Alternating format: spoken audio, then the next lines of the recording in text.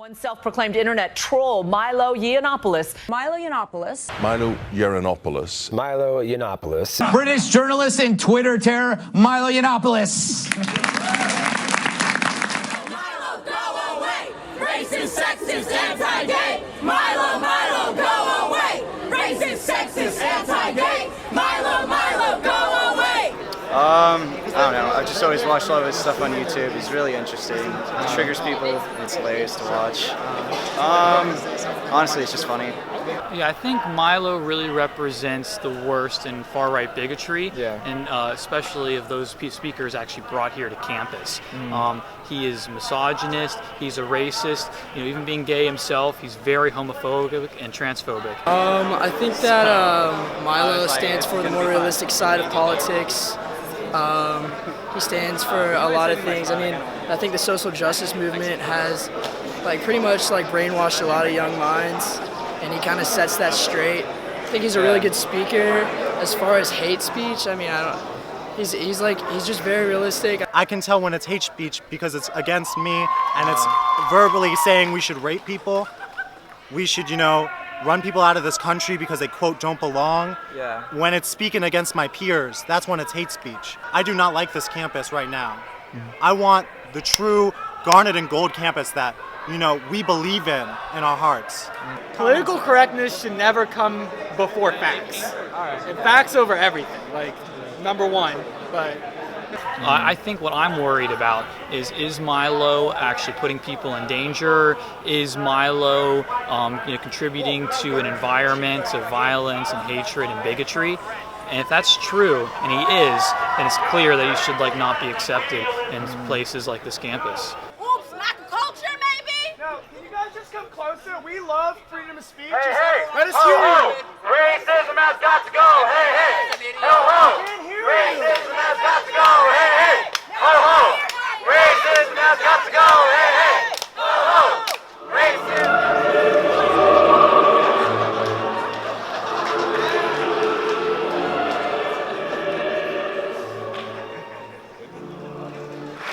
We are here to mark the passing of another American institution.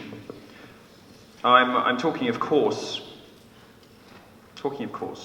about an institution that started with the promise of hope, with the vibrancy and vitality of youth. Started beloved, but ended its life in ignominy. Speaking, of course, about Twitter. Did any of you have a look in here? Did you get a chance to have a little look? Did you see? Look, isn't he sweet?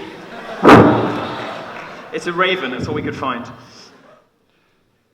R.I.P. Twitter!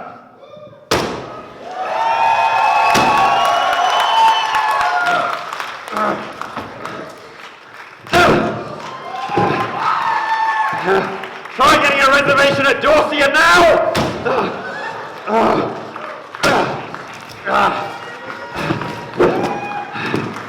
Why do you embrace being a provocateur?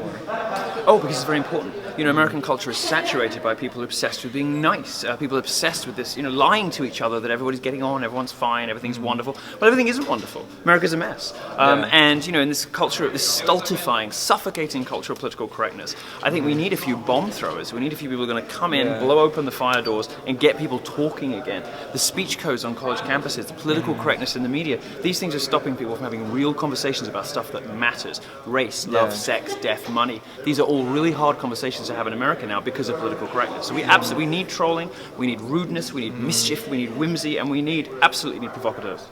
And to you, when does that, actually become offensive? Is there any boundary that you won't cross? I don't know what that word means, and I don't care.